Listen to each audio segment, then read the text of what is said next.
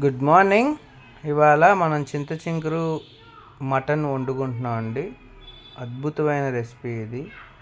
దీనికి కావాల్సిన పదార్థాలు 4 మీడియం సైజు ఉల్లిపాయలు, 4 పచ్చిమిరపకాయలు, చింతచిగురు 100 గ్రాములు తీసుకున్నాను కేజీ కూరకి. సో నేను ఎలా చేస్తాను ఏంటి అనేది చూద్దాం. దాకపెట్టుకొని నేను నెయ్యి వేసానండి, నూనె కాదండి, నెయ్యి మరిగించాను. సో అదంతా నెయ్యి అండి, ఆయిల్ అస్సలు లేదు. సో ఉల్లిపాయలు వేసుకుంటున్నాను. సో ఉల్లిపాయలు బాగా వేగటానికి నేను ఎన్నోసార్లు చెప్పానండి, ఉప్పు వేసుకుంటే ఫాస్ట్గా వేగిపోతాయి. సో నేను ఎప్పుడు గల్లుప్పు మాత్రమే వాడతాను. సో ఒక స్పూన్ గల్లుప్పు వేసుకుంటున్నాను. సో అది బాగా వేగేంత వరకు వేపుకుందాం. సో దీంతోపాటు మనం కరివేపాకు కూడా వేసుకుందాం, ఆ ఫ్లేవర్ అనేది ఎన్హాన్స్ అవుతుంది. సో ఇలా బాగా వేగిపోయింది. దాని తర్వాత కొంచెం అల్లం వెల్లుల్లి ముద్ద వేసుకుంటున్నానండి.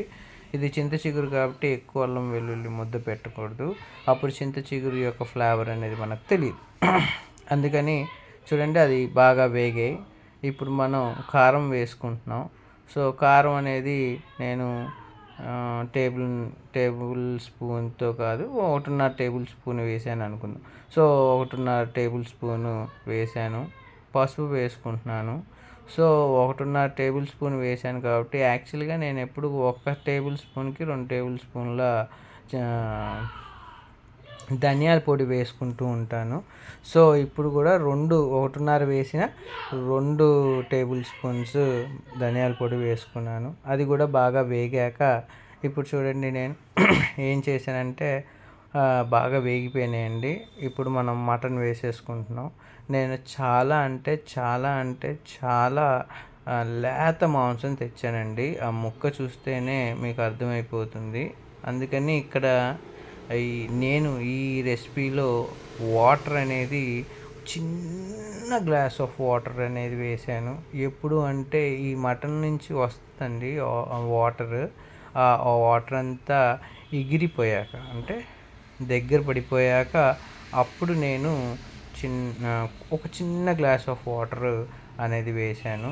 చూడండి, ఇప్పుడు నేనేం వాటర్ వేయలేదు, అలా వాటర్ అనేది బయటకు వస్తుంది. అదంతా ఎగిరిపోవాలండి. ఎగిరిపోయాక మనం వాటర్ అనేది వేసుకోవాలి. సో బాగా చూడండి, ఇలా బాగా మటన్ అనేది ఉడుకుతుంది. నేను ఈ రెసిపీ మొత్తం కూడా సిమ్లో పెట్టే చేశాను. చూడండి, నేను వాటర్ వేసుకున్నానంటే అది నేను మీకు చూపించలేకపోయాను, మర్చిపోయాను. సో చిన్న వాటర్ వేసుకొని బాయిల్ అయ్యాక ఇప్పుడు ఈ స్టేజ్లో ఉంది. గరం మసాలా పొడి కూడా లైట్గా వేసుకున్నాను. ఇప్పుడు నేను బాగు చేసినటువంటి 100 గ్రాముల చింత చిగురు వేసుకుంటున్నాను. చూడండి, బాగు చేసుకోవాలండి, అలా బాగు చేసుకోవాలి. చింత చిగురుని నలిపితే ఆ కాడలన్నీ తీసేసి ఓన్లీ ఆ పౌడర్గా ఉన్నటువంటి చింత చిగురునే వేసుకోవాలి. సో చింత చిగురు వేసాక మనం మాంసాన్ని ఎక్కువసేపు ఏమి ఉడికించక్కర్లేదు.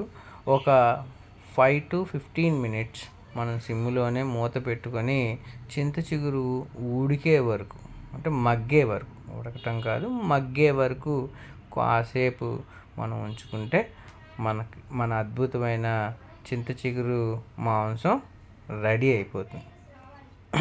ఇంతేనండి, సింపుల్ రెసిపీ. చాలా చక్కగా కుదిరిందండి. మీరు కూడా చేసుకొని తినండి. చూడండి, అలా అన్నీ కలిపేసేసి ఒక 5 to 15 మినిట్స్ మనం మూత పెట్టుకుంటే అద్భుతమైన రెసిపీ అనేది తయారైపోతుంది. సో మీరు కూడా చూడండి, మూత పెట్టేసుకొని ఒక 15 మినిట్స్ ఉంచాను. తీసి చూసారా, అద్భుతం అనేది మనకు ఎక్స్ప్లోర్ అయింది.